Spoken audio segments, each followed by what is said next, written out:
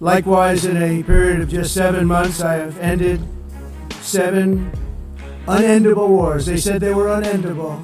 You're never going to get them solved. Some were going for 31 years, 2 of them, 31, think of it, 31 years. One was 36 years. One was 28 years. I ended 7 wars. And in all cases, they were raging with countless thousands of people being killed. This includes Cambodia and Thailand, Kosovo and Serbia, the Congo and Rwanda, a vicious, violent war that was, Pakistan and India, Israel and Iran, Egypt and Ethiopia, and Armenia and Azerbaijan. ಅಮೆರಿಕಾದ ಅಧ್ಯಕ್ಷ ವಿಶ್ವಸಂಸ್ಥೆಯಲ್ಲಿ ನಿಂತು ಭಾರತ ಯುದ್ಧಕ್ಕೆ sponsor ಮಾಡ್ತಾ ಇದೆ, fund riser ಅಂತ ಕರೆದಿದ್ದಾನೆ. ಭಾರತ ಎದುರುಗಡೆ ನಿಮ್ಮ ಯಾವ ಆಟವೂ ನಿಲ್ಲೋದಿಲ್ಲ.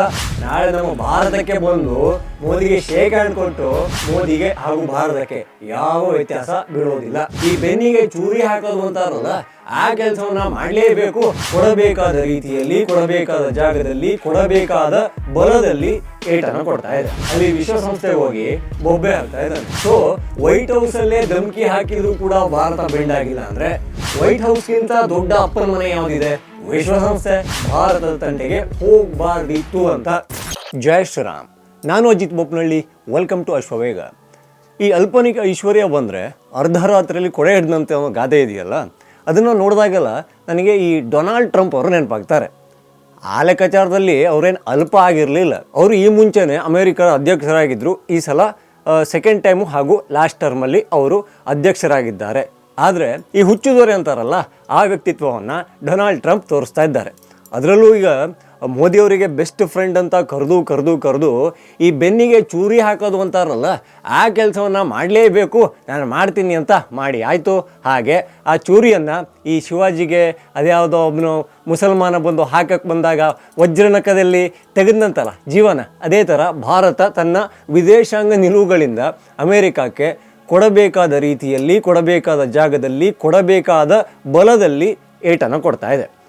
ಈಗ ಹೊಸ ವರಸೆ ಏನಂತೆ ಟ್ರಂಪ್ ಅದು ಕೇಳಿದ್ರೆ ಅಲ್ಲಿ ವಿಶ್ವಸಂಸ್ಥೆಗೆ ಹೋಗಿ ಬೊಬ್ಬೆ ಹಾಕ್ತಾ ಇದ್ದಾನೆ.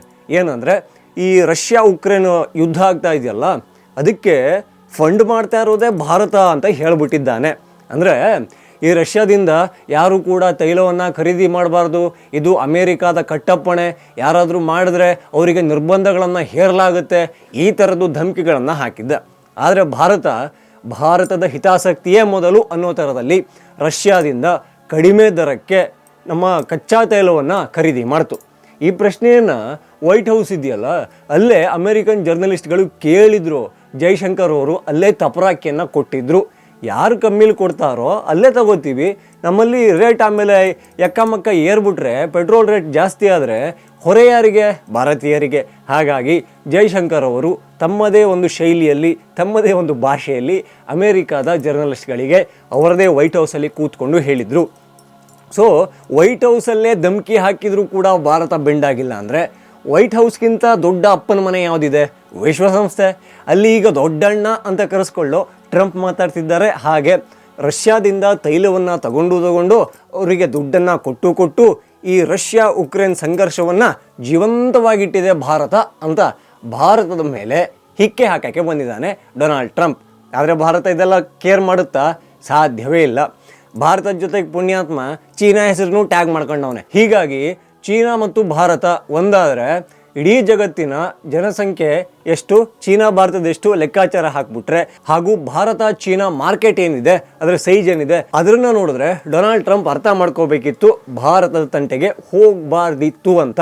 ಆದರೆ ಅಮೇರಿಕಾದ ಅಧ್ಯಕ್ಷ ವಿಶ್ವಸಂಸ್ಥೆಯಲ್ಲಿ ನಿಂತು ಭಾರತ ಯುದ್ಧಕ್ಕೆ ಸ್ಪಾನ್ಸರ್ ಮಾಡ್ತಾ ಇದೆ, ಫಂಡ್ ರೈಸರ್ ಅಂತ ಕರೆದಿದ್ದಾನೆ. ಈ ಹುಚ್ಚಾಟಗಳನ್ನು ಭಾರತ ಕೇರ್ ಮಾಡೋದಿಲ್ಲ. ಹಾಗೆ ಟ್ರಂಪ್ ಈ ಕೂಡಲೇ ಆ ತೈಲ ವ್ಯಾಪಾರವನ್ನು ನಿಲ್ಲಿಸಬೇಕು ಅಂತ ಧಮಕಿ ಹಾಕಿದ್ದಾನೆ. ಅರ್ರೇ ಟ್ರಂಪಣ್ಣ, ನಿಮ್ಮ ಮಾತಿಗೆ, ನಿಮ್ಮ ಧಮಕಿಗಳಿಗೆ ಬೆಂಡಾಗುವ ಭಾರತ ಹೋಗಿದೆ. ಇದು ಮನಮೋಹನ್ ಸಿಂಗ್ ಕಾಲದ ಭಾರತವಲ್ಲ, ನರೇಂದ್ರ ಮೋದಿ ಇಲ್ಲಿರೋದು. ನಿಮ್ಮ ಧಮಕಿಗಳು ನಿಮ್ಮ ಊರಲ್ಲಿ ನಿಮ್ಮ ಮಾತು ಕೇಳೋರ ಹತ್ರ ಇಟ್ಕೊಳ್ಳಿ. ಹಾಗೆ ನಮಗೆ ನಮ್ಮ ದೇಶದ ಹಿತಾಸಕ್ತಿಯೇ ಮೊದಲು ಅಂತ ನರೇಂದ್ರ ಮೋದಿ ಅವರ ಟೀಮ್ ಕೆಲಸ ಮಾಡ್ತಾ ಇದೆ. ನೀವೇ ಕಮ್ಮಿ ರೇಟಲ್ಲಿ ತೈಲ ಕೊಟ್ಟರೆ ನಿಮ್ಮ ಜೊತೆಗೂ ವ್ಯಾಪಾರ ಇದೆ. ರಷ್ಯಾ ಕೊಡ್ತಾ ಇದೆ, ಈಸ್ಕೊತಾ ಇದ್ದೀವಿ, ತಕ್ಕಂಗೆ ದುಡ್ಡು ಕೊಡ್ತಾ ಇದ್ದೀವಿ.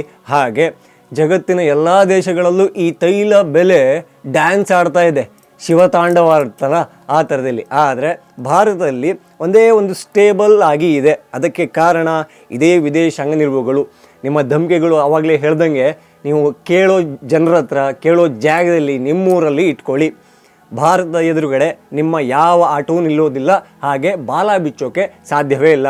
ವಿಶ್ವಸಂಸ್ಥೆಯಲ್ಲಿ ಹೇಳಿದ್ರು ಅಷ್ಟೇ, ವೈಟ್ ಹೌಸಲ್ಲಿ ಹೇಳಿದ್ರು ಅಷ್ಟೇ, ನಾಳೆ ನಮ್ಮ ಭಾರತಕ್ಕೆ ಬಂದು ಮೋದಿಗೆ ಶೇಕ್ ಹ್ಯಾಂಡ್ ಕೊಟ್ಟು ಇಲ್ಲಿಯೇ ಧಮ್ಕಿ ಹಾಕಿದರೂ ಕೂಡ ಮೋದಿಗೆ ಹಾಗೂ ಭಾರತಕ್ಕೆ ಯಾವ ವ್ಯತ್ಯಾಸ ಬೀಳೋದಿಲ್ಲ. ಜೈ ಶ್ರೀರಾಮ್.